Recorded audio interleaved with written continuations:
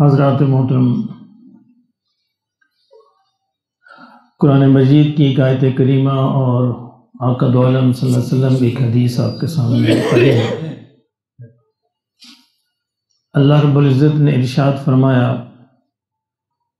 یا ایھا الذین آمنوا، اے ایمان والو۔ یہ خطاب خالص ہمارے لیے ہے، یعنی اس زمین پر رہنے والا ہر وہ شخص جو اپنے آپ کو مسلمان کہتا ہے، یہ اس کے لیے خطاب ہے کہ اے ایمان والو، اتقوا اللہ، اللہ سے ڈرو، حق تقاتی، جس طرح اس سے ڈرنے کا حق ہے۔ اس کا مطلب یہ ہے کہ گویا ایسے درجات ہوتے ہیں جہاں ہم اس مطلوبہ درجے سے کم درجے پہ ڈر رہے ہوتے ہیں، یعنی بہت سے درجات ہیں تقوی کے، اللہ سے ڈرنے کے، تو گویا ان درجات کے اندر ترقی مطلوب ہے۔ اللہ یہ چاہتا ہے کہ جو آخری درجہ ہے ہر مسلمان وہاں تک پہنچے۔ ہر مسلمان کو اللہ نے اصل میں جنت کے لیے بنایا ہے، جہنم کے لیے نہیں بنایا، یعنی جنت کے لیے بنایا ہے۔ ہر مسلمان کے بارے میں اللہ یہ چاہتا ہے کامیاب ہو جائے، اسی کامیابی کے لیے پورے کا پورا نسخہ اسی کامیابی کے لیے اللہ نے دیا ہے۔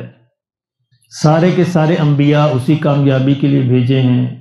آقا دو عالم صلی اللہ علیہ وسلم کی پوری سیرت اور آپ کی ساری احادیث اسی کامیابی کے لیے ہیں کہ ہر انسان کامیاب ہو جائے۔ لیکن انسان جو جہنم میں جائیں گے وہ اللہ کی تقدیر یا اللہ کے فیصلے، اس سے نہیں کہ اللہ نے پہلے لکھا ہوئے وہ جائیں گے لازمی جاننا، ایسا نہیں ہے، وہ اپنے کرتوت اپنے اعمال کی وجہ سے جائیں گے۔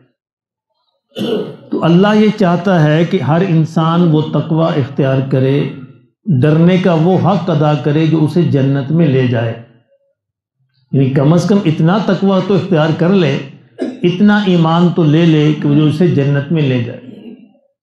جنت میں جانے کے لیے ایمان شرط ہے، اور ایمان کی خاص مقدار شرط ہے کہ جتنا ایمان ہوگا وہ شخص جنت میں داخلے کا اہل ہوگا۔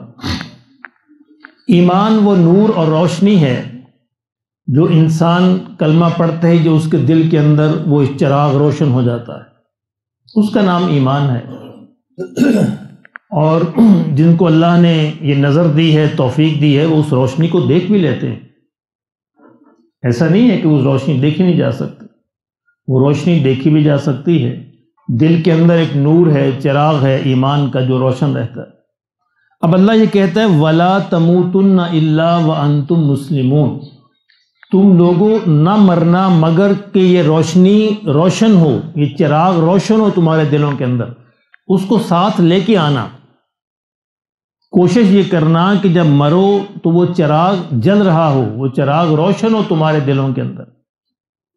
اب دیکھیں ایک چراغ کو جلا کر اگر ہم باہر آندھی کے اندر، ہوا کھلی ہوا کے اندر رکھ دیں تو کیا ہوگا؟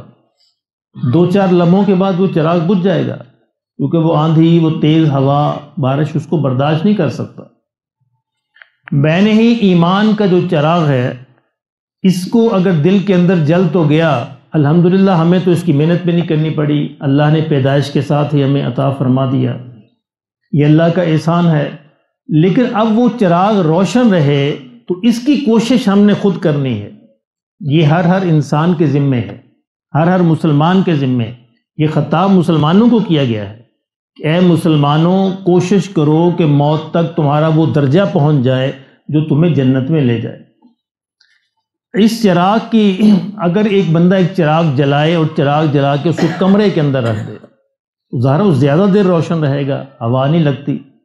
اگر اس کے اندر کمرے سے بھی اٹھا کے کسی اور بند جگہ پہ رکھ دے، الماری میں رکھ دے، تو وہ اور زیادہ روشن رہے گا، چونکہ اس کو باہر کی ہوا سے محفوظ ہو گیا، آندھی سے محفوظ ہو گیا، بارش سے محفوظ ہو گیا، خطرات سے محفوظ ہو گیا۔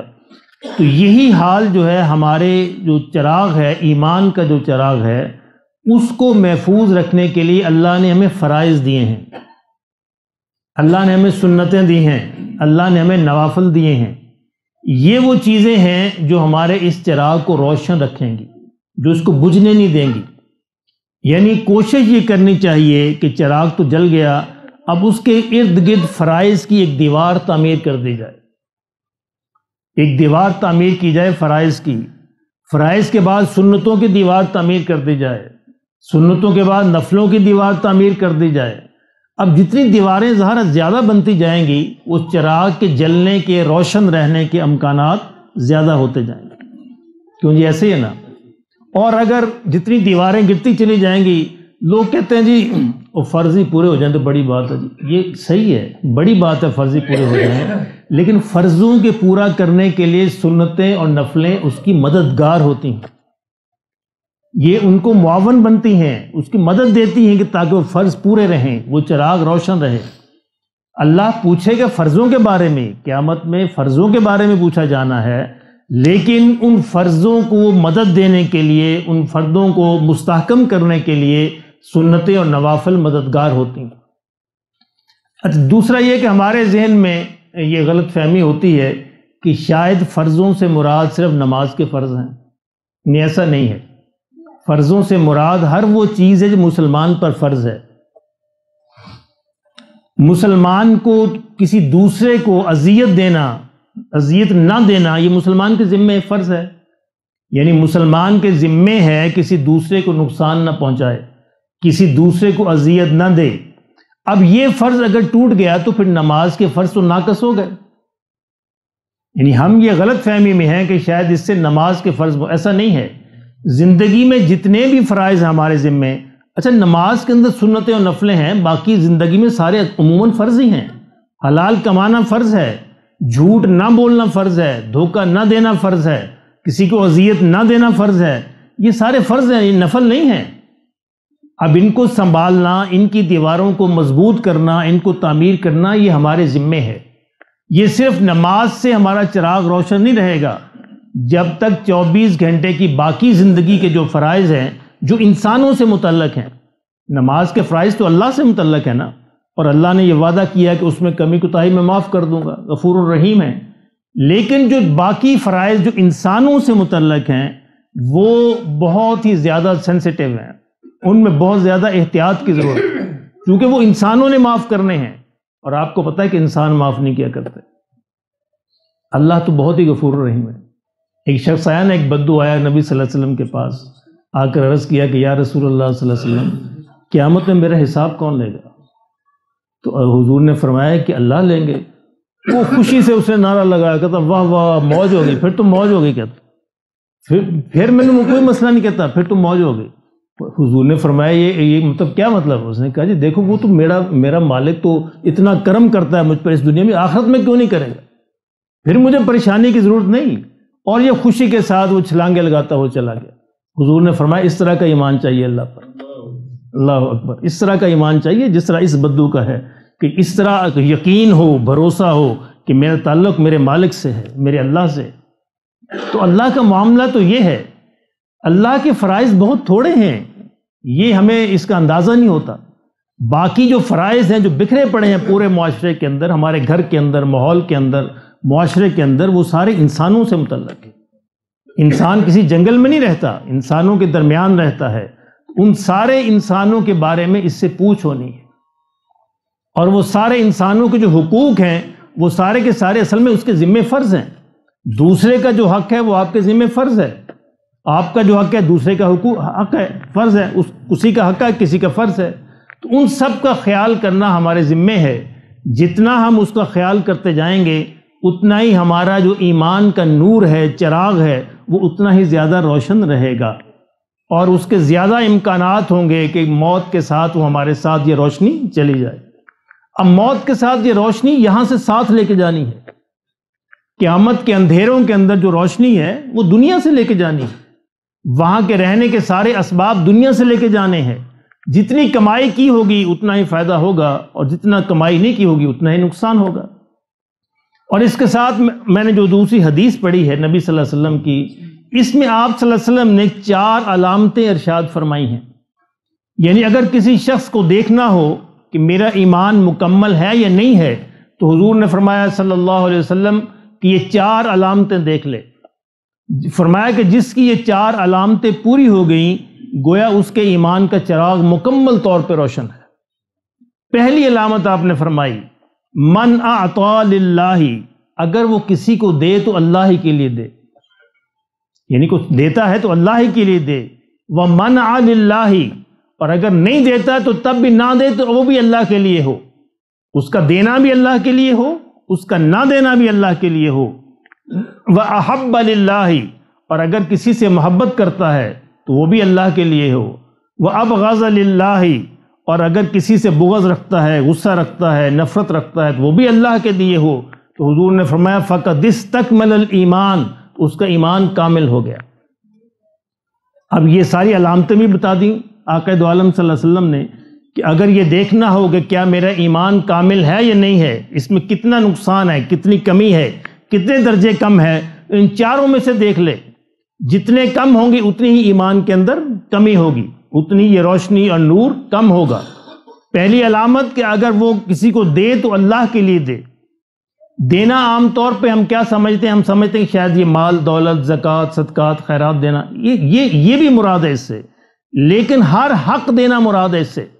آپ کے ذمے جتنے حقوق و فرائض ہیں وہ سارے کے سارے دینا، جس کا جو حق ہے اس کو دیا جائے، جس کا جو فرض ہے وہ ادا کرے، یہ سارا دینا ہمارے ذمے ہے۔ تو وہ دے اور دیتے ہوئے یہ خیال کرے کہ میرا اللہ مجھے دیکھ رہا ہے، میں اللہ کے لیے دے رہا ہوں، کسی اپنے ذاتی مفاد کے لیے نہیں دے رہا۔ حتیٰ کہ بیوی بچوں کے گھر کے اندر انسان جو حقوق ادا کرتا ہے وہ عام طور پہ سمجھتا ہے کہ بس ٹھیک ہے یہ ہمارا معاملہ ہے، نہیں، اس کے اندر بھی اگر نیت کو تبدیل کر لے کہ میں بیوی بچوں کے حقوق ادا کر رہا ہوں اس لیے کر رہا ہوں کہ میرے اللہ کا حکم ہے، آقا دو عالم صلی اللہ علیہ وسلم کی سنت ہے، تو وہ بھی انشاءاللہ سارے کے سارا اجر و ثواب بن جائے گا۔ یعنی ایک انسان کماتا ہے، صبح گھر سے نکلتا ہے، اپنی کمائی پہ جاتا ہے، اپنی ڈیوٹی پہ جاتا ہے، کاروبار پہ جاتا ہے، تو گھر سے نکلتے ہوئے چند سیکنڈ کے لیے یہ نیت کر لے، دل کے اندر سوچ لے کہ مولا میں اس لیے نکل رہا ہوں، تیرا حکم ہے، تیرے حبیب صلی اللہ علیہ وسلم کی سنت ہے، ان کا حکم ہے، اس حکم کو پورا کرنے کے لیے نکل رہا ہوں، اور یہ چاہتا ہوں کہ حلال روزی مجھ کو ملے، کہ تو آپ نے میرے ذمے لگایا حلال کی تلاش کرنا، تو اس کے لیے نکل رہا ہوں، تو وہ 8، 10، 12 گھنٹے جو بھی ہے وہ سارے کے سارا عبادت بنے گا۔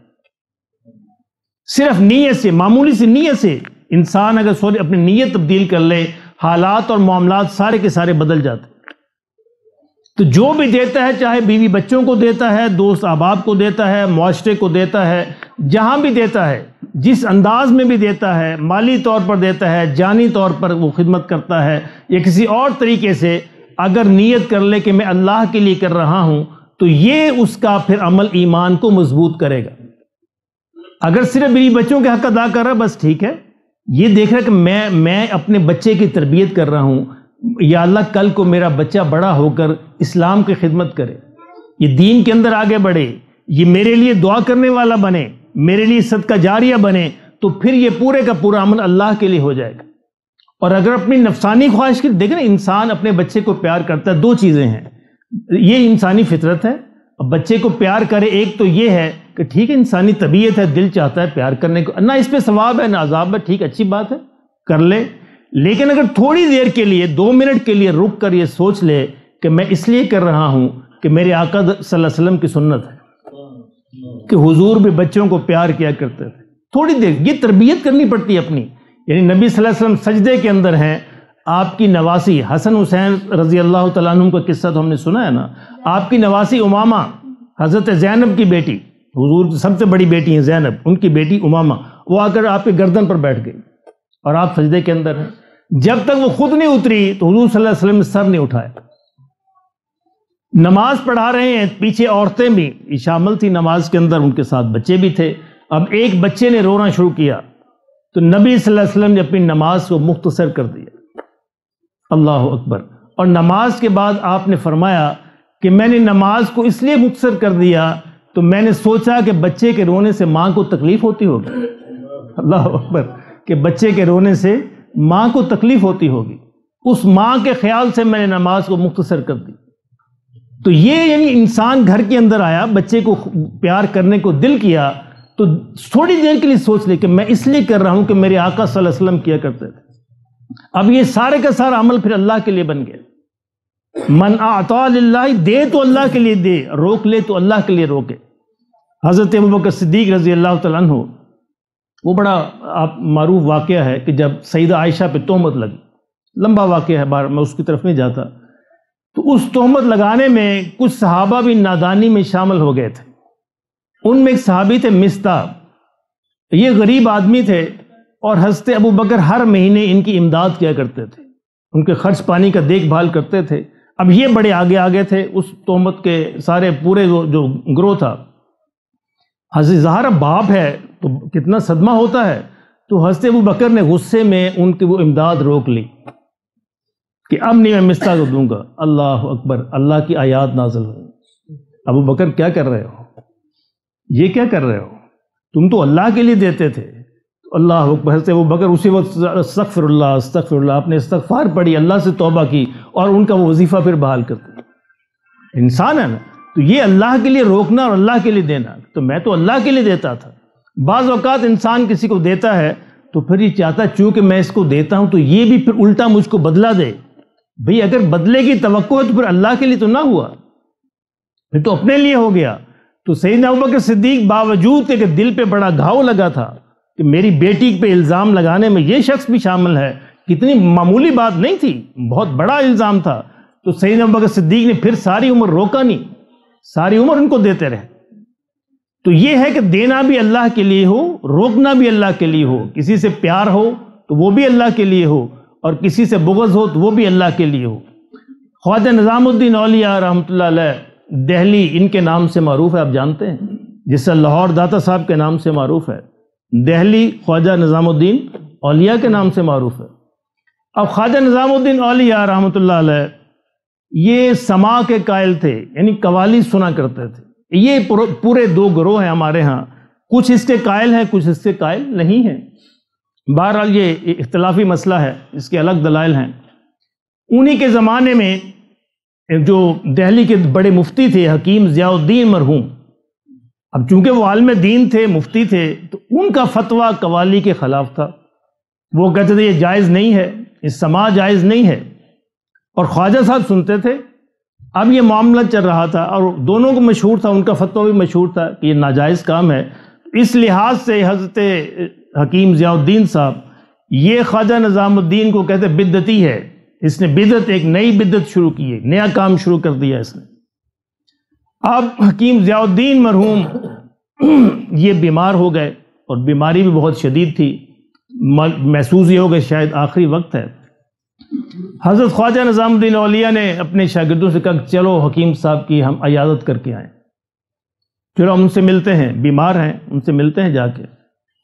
تو یہ ان کے گھر تشریف لے گئے، جا کے بتایا کہ میں حکیم صاحب کی زیارت کرنی ہے، ان کی عیادت کرنی ہے، حال چال پوچھنا ہے۔ حکیم صاحب کو بتایا گیا کہ خواجہ نظام الدین اولیاء جو ہے وہ تشریف لائیں۔ انہوں نے کہا میں نہیں ملتا، اس نے بدعت شروع کی ہے معاشرے کے اندر۔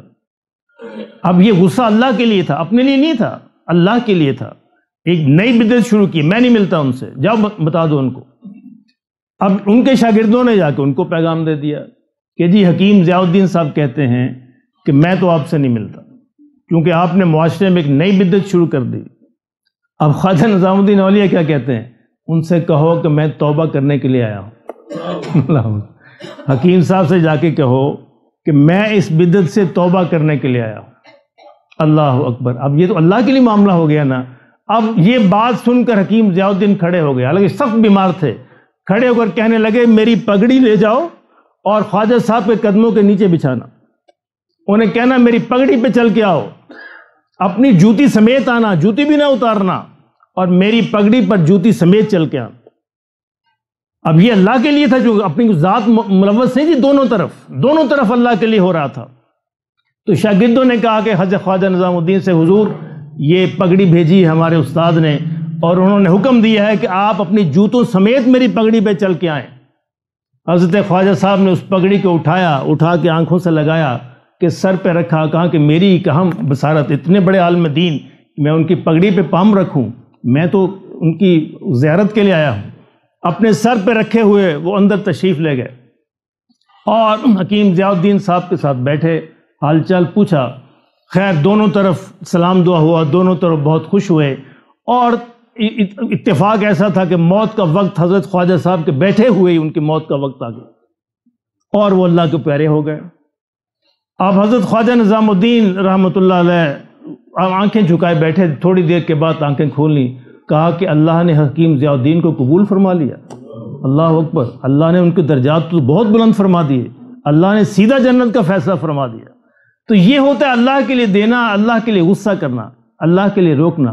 اس سے مجھے بات یاد آئی، آج کل نئے نوجوان ہوتے ہیں نا، کبھی نوجوان ہیں دوسرے، کبھی جو نئے دین کی طرف آتے ہیں اور جو نئے نمازیں پڑھنے شروع کرتے ہیں، تو وہ گھر جا کر بڑے ناراض ہوتے ہیں ماں باپ پر، وہ تو نماز نہیں پڑھتے، تو ماں یہ خلاف کرتی ہے، باپ یہ خلاف کرتا ہے، بھائی یہ کرتا ہے، تو وہ بیچارے یہ کیا کرنے لگے، غصہ کرنے لگ جاتے ہیں اور کہتے ہیں جی ہم تو اللہ کے لیے غصہ کر رہے ہیں۔ یہ غصہ اللہ کے لیے نہیں ہوتا، یہ اپنی نمود و نمائش کے لیے ہوتا ہے۔ سید مولانا شبیر عثمانی رحمۃ اللہ علیہ فرمایا کرتے تھے کہ حق بات کو حق نیت سے حق طریقے سے کہنا چاہیے، پھر اثر ہوتا ہے۔ بات بھی حق ہو، نیت بھی حق ہو اور طریقہ بھی حق ہو، پھر اس کا اثر ہوتا ہے۔ تو یہ نوجوانوں سے میری درخواست یہ ہے کہ اللہ نے اگر آپ کو نماز کی، روزے کی، سنتوں کی توفیق دے دی ہے، اس کا مطلب یہ نہیں کہ آپ اپنے والدین سے ناراض ہوں، والدین پہ سختی کریں، بڑے بھائیوں پہ سختی کریں، ان کا احترام واجب ہے، ان کا احترام روکا نہیں جا سکتا ہے محض اس وجہ سے کہ اللہ نے آپ کو نمازوں کی توفیق دے دی، داڑھی کی توفیق دے دی، سنتوں کی توفیق دے دی۔ یہ اس بات کا حق نہیں بنتا کہ آپ ان کی بے احترامی کریں، ان کا احترام فرض ہے، ذمہ ہے، آپ اس کے لیے اس کو نہیں توڑ سکتے۔ بار اللہ ہمیں یہ توفیق نصیب فرمائے۔ تو 4 میں نے آپ کو علامتیں بتا دیں کہ دینا ہے تو وہ بھی اللہ کے لیے دو، روکنا ہے وہ بھی اللہ کے لیے ہو، کسی سے محبت ہو تو وہ بھی اللہ کے لیے ہو، اور کسی سے نفرت اور بغض ہو تو وہ بھی اللہ کے لیے ہو، تو پھر ایمان کمپلیٹ ہے، مکمل ہے۔ اور حضور اللہ نے فرمایا کہ وَلَا تَمُوتُنَّ إِلَّا وَأَنْتُمْ مُسْلِمُونَ، اس کمپلیٹ ایمان کو لے کے آنا تو پھر جنت میں داخلہ ہوگا۔ اللہ میرے لیے بھی نصیب فرمائے، آپ کو بھی سنت ادا فرمائے۔